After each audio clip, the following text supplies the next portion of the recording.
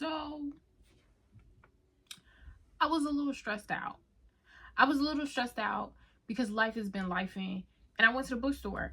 And I know that I said that I wasn't buying no more books. I know that's what I had said, right? But I was stressed, cousin. I was stressed.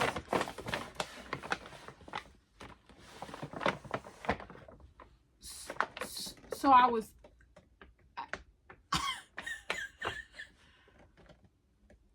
I went to the bookstore a little bit. You want to see what's in the... Give me a second.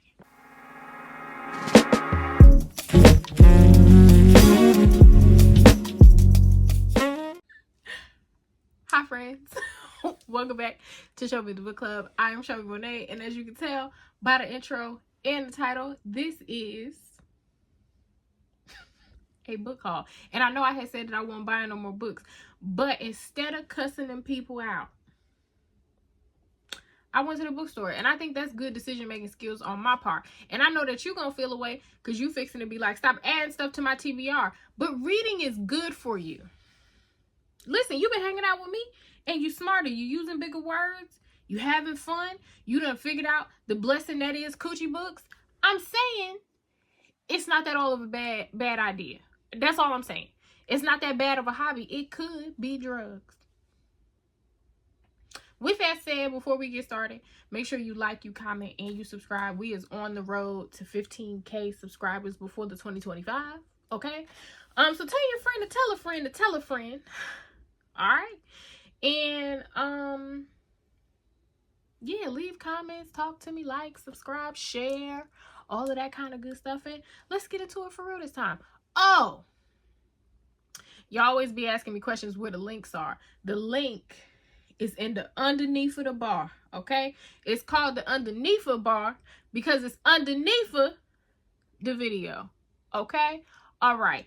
Everything that you need is in there. I take a long time to sit down and type all of that stuff up and put all them links in there and stuff, and y'all don't be using it. I feel like y'all don't respect me for real.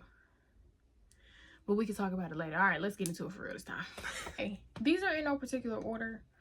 What we are going to start with, though, is the book subscription. So, I don't know if you know, I don't know if y'all remember, but I am an ambassador for Cover Snob. I can speak. For Cover Snob book subscription. It is a Black-owned subscription, and it is a romance subscription. They promote Black and brown romance authors, which I'm super excited. So, I got my first book in the mail, and it is The Truth According to Ember. This is by, the author is Danica Nava. She is an indigenous author. I've heard amazing things about this rom-com. It is her debut book. So this says, Ember Lee Cardinal has not always been a liar. Well, not for anything that counted, at least. But her job search is not going great, and when her resume is rejected for the 37th time, she takes matters into her own hands. She gets creative in listing her qualifications and answers the ethnicity question on the applications with a lie. A half lie, technically. No one wanted Native American Ember, but white Ember just landed her dream accounting job on Park Avenue, Oklahoma City, that is. Accountant Ember thrives in corporate life, and her love life seems to be looking up as well. Danuo, not sure if that's pronounced correctly, Colson, the IT guy and fellow native who caught her eye on her first day, seems to actually be interested in her too. Despite her unease over the no dating policy at work, they started to see each other secretly, which somehow makes it even hotter. But when they're caught in a compromising position on a work trip, a scheming colleague blackmails Ember, threatening to expose their relationship as the manipulation continues to grow. So do Ember's lies. She must make the hard decision to either stay quiet or fully tell the truth, which could cost her everything. This sounds amazing. What I love about this book box is we get special editions of the books. So I probably won't actually read this one. This is probably going to go on my bookshelf here and stay because it is just so pretty. What I will say, If you do plan to support Cover Snob, which I think you should, you can use the code Shelby Monet for a discount. I'll put the code here on the screen. Be gentle with this company. She sent us an email, us being some of the ambassadors, and there were some issues with the printing. So I don't know if you could see down here, some of the ink has spilled up into the page. It doesn't affect the reading, like your reading ability. It's not in the way of any of the paragraphs or anything like that, but I just want you to be gentle. If you do order a copy and there is any issues with your book, reach out to the owner. You can send them an email and she will help you, okay? But be gentle, be kind with our cousins over at the Cover Snob booksubscription.com. Okay, cool. What also came in the box, we got a signature card, we got a book cover, Jesus Christ, a bookmark, my Lord, today, a sticker, which I'm probably going to put on my iPad mini, and then we got a card with a note from the author, and we got one from the company. It's super awesome. It's super cute. The packaging was cute too. I opened it over on Instagram, so go check that out. You can see the wax seal that was on it. I loved it so much. Now let's get into my book haul. These first two books are by James McBride. I've talked about these books before, so I'm not going to go into super detail about them, but I did want to reread them. I saw them, I picked them up. Do I already have copies of these? Yes, but I don't think I have copies that are annotated, and when I want to annotate, I usually buy a new copy, whether it be like a paperback or another hard copy, so that I have one that's super nice and pretty and one that I want to annotate. Cool, get it, got it, good. So first up, we have Miracle at St. Anna. This is a book about soldiers in World War II. There's also a movie for this. It is a Spike Lee joint that is very, very, very, very good. So World War II draws to an end. 4 Buffalo soldiers from the United States Army's Negro 92nd Division find themselves separated from their unit and behind enemy lines in Italy. It is a great story. I can't wait to read it again. Next, by James McBride, we have A Song Yet Sung. I forgot, or maybe I didn't realize, that this is the winner of the National Book Award. Don't know what year, because I don't remember what year this book came out. What I could just look it up. We're not going to talk about it. Hush your mouth. Hush it. 2008. Dang, this book almost 20 years old soon. Dang. Anyway, I've read this too. The audiobook for this is really well. It is a historical fiction. They're both historical fictions. This is what y'all would call a slave narrative. If y'all don't like that, don't read it. I don't want to hear about it. It don't bother me. I am very big on, I feel like our ancestors need to be seen outside of just the traumas that have happened to them. So I think this book is really amazing. But if you have anything other to say, I don't want to hear about it.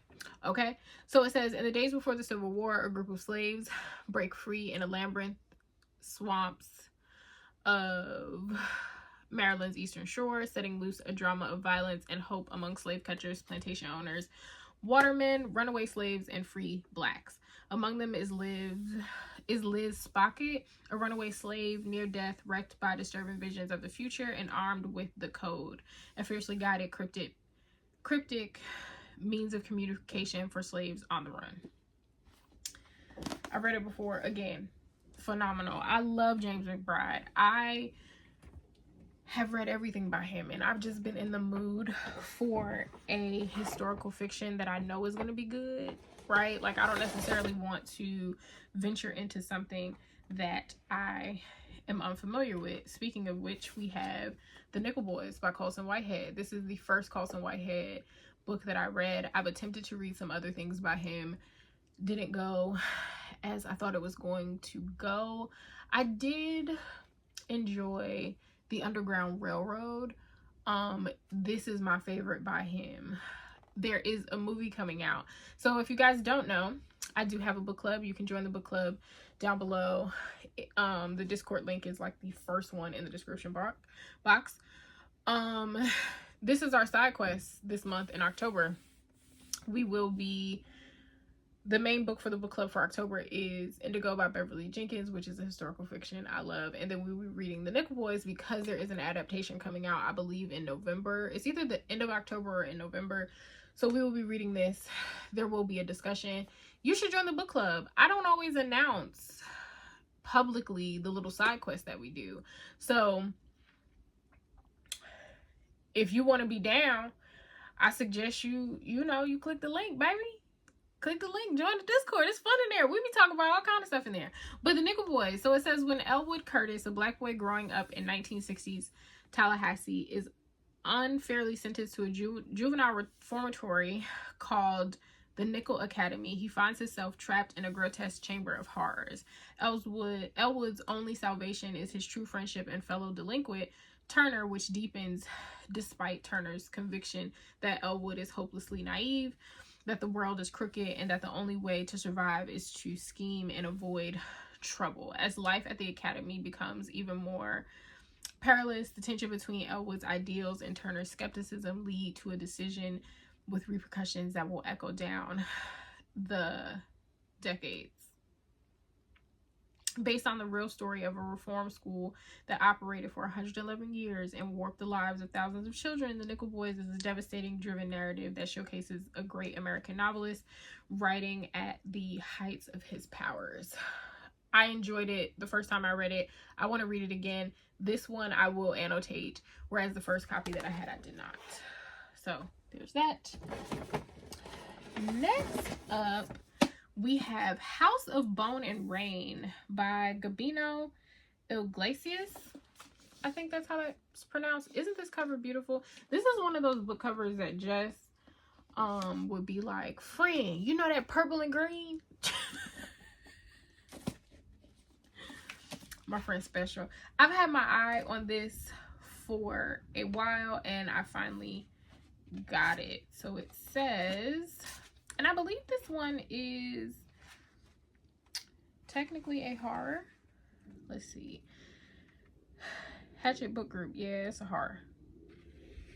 That's how I knew that I was like really about this book life, because I could see the imprint or the publisher and tell you what genre the book is. So it says, for childhood friends Gabe, Xavier, Tavo, Paul, and Bimbo, death has always been close. Hurricanes, car accidents, gang violence, suicide. Estamos rodeados de fantasmas was Gabe's grandmother's refrain. We are surrounded by ghosts. Oh, but this time is different. Bimbo's mom has been shot dead. Damn. We're gonna kill the motherfuckers who killed her. I know that's right. Bimbo swears, and they all agree. Feral with grief, Bimbo has become unrecognizable, taking no prisoners in his search for names. Soon they learn Maria was gunned down by guys working for the drug kingpin of Puerto Rico. I don't want no parts of this, baby.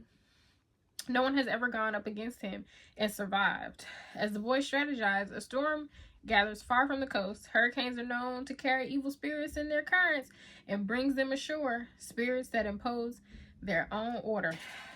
I might have to push this up. This sounds good. I don't know that I agree with them babies going after a kingpin, but I'm gonna go with them. Hey, we avenging his mom. I'm gonna go with them. I'm gonna help my little nephews as much as I can from this round. Next.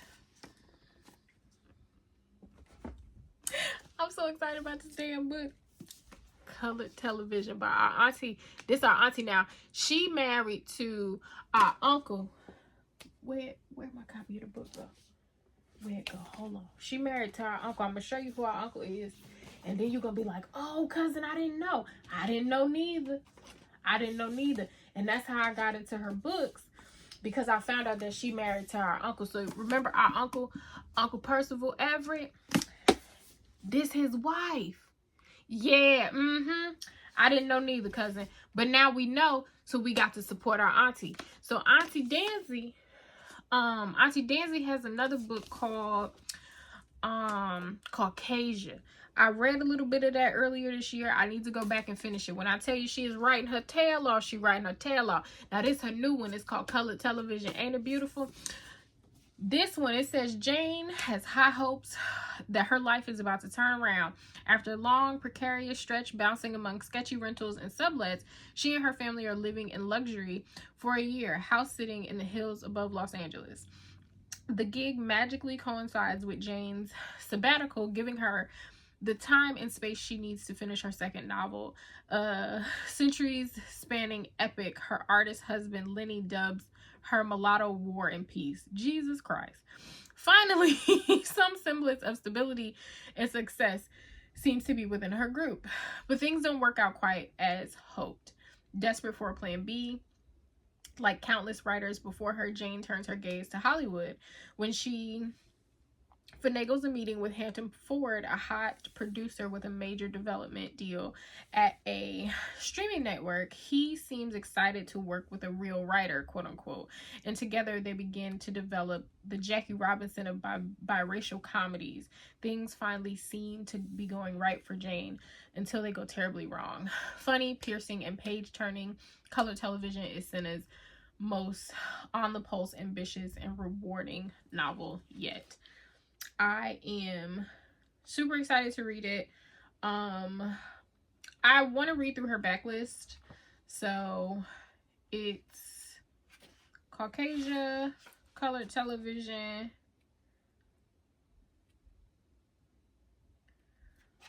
there you go, Caucasia, Symptomatic, Where Did You Sleep Last Night, A Personal History, You Are Free, which is her collection of short stories, and then New People is the other one. So maybe that'll be on our list for next year. I'm working on quarter one's like book picks, and I thought I wanted to put that on the list, but I kind of want to read that by myself.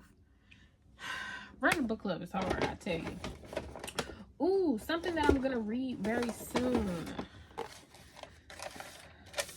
Something I am going to read very soon. Miss Kamala Harris. She has a book. I don't think many people knew this. But The Truth Be Told, An American Journey is her memoir.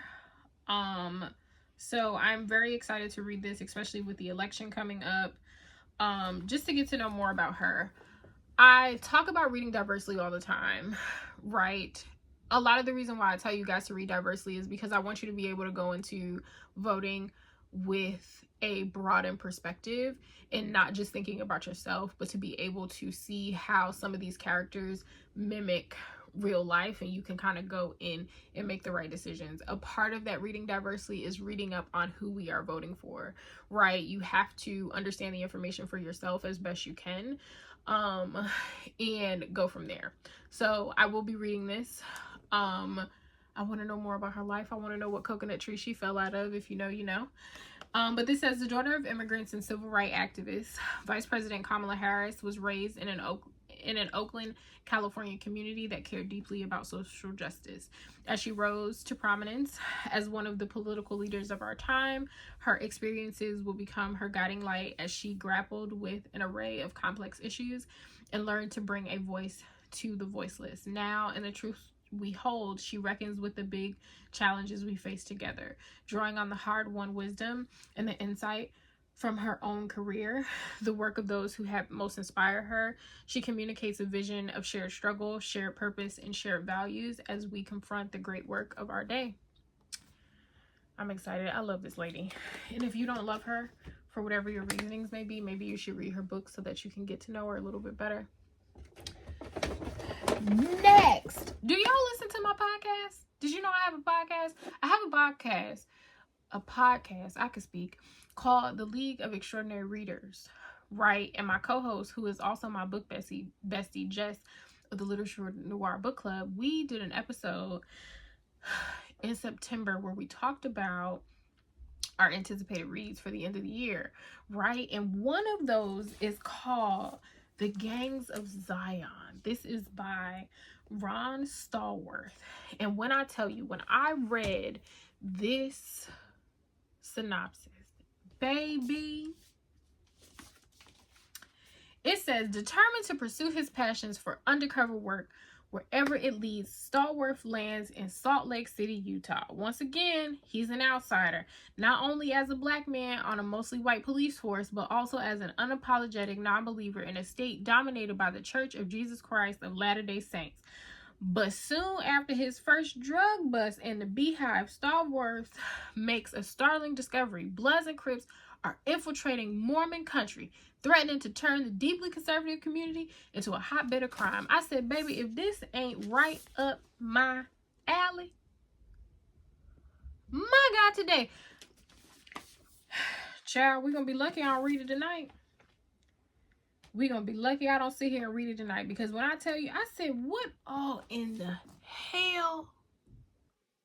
Bloods and Crips in Mormon country? I didn't even know that that was a thing. The possibility of it all. I didn't know.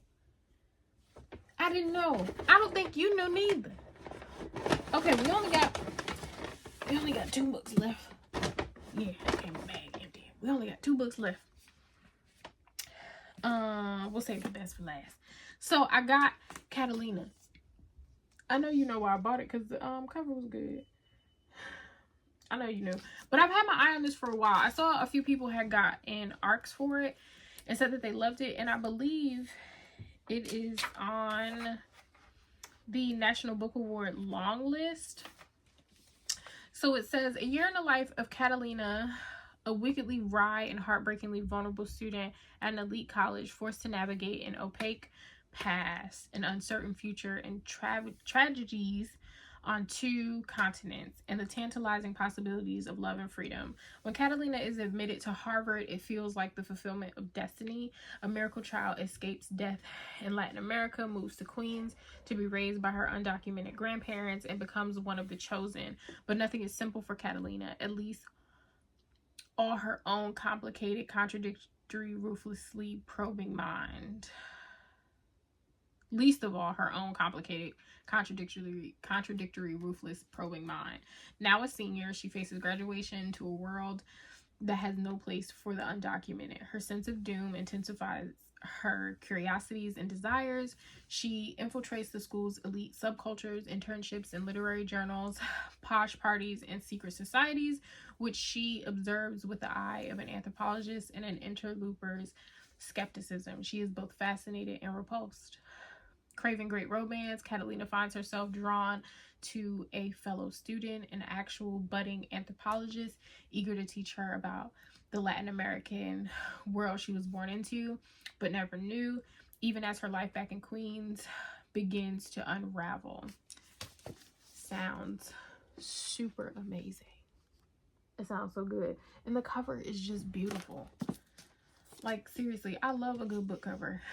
I also will say, just like these little tiny books, like these less than 200 or less than 300 page books, they always pack a punch. You should always be concerned with those. And then last, but certainly not least, there was a lot of nonfiction on this list.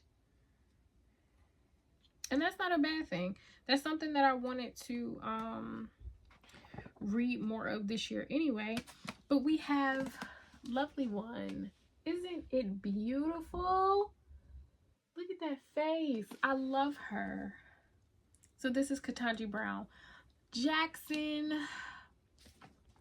So it says in this unflinching account, Justice Jackson invites readers into her life and world, tracing her family's ascent from segregation to her confirmation as a Supreme Court justice within the span of 1 generation. Named Kentanji Onyinka, meaning lovely one, based on a suggestion from her aunt, a Peace Corps worker stationed in West Africa. Justice Jackson learned from her educator parents to take pride in her heritage. She describes her resolve as a young girl to honor this legacy and realize her dreams from hearing stories of her grandparents and parents breaking barriers in the segregated South, to honoring her voice in high school as the oratory champion and student body president, to graduating magna cum laude from Harvard, where she performed in musical theater and improv and participated in pivotal student organization. I can't wait to read it. I think it's going to be great. And I want to read it soon. What I always love about these books, you kind of see those separations in there. That means they're pictures. And I love good pictures. Oh, look at the... I fuss all the time about my mother always having a camera in my face. But like when my memoir comes out, oh, it's gonna be a whole section of pictures. I love that. And I always dream that like when I have my own personal library, it's gonna be full with all of the hardcover memoirs that I have of all of the great Blacks. I just love it. It's gonna be great. It's gonna be great. Look at that face. Ain't she beautiful? I love it. All right, so those are the books. Everything will be linked down below if you would like to get your own copies. And yeah, I love you. I love you. I love you. I love you. You are kind. You are smart. You are important, if to no one else, to me. Bye, friends.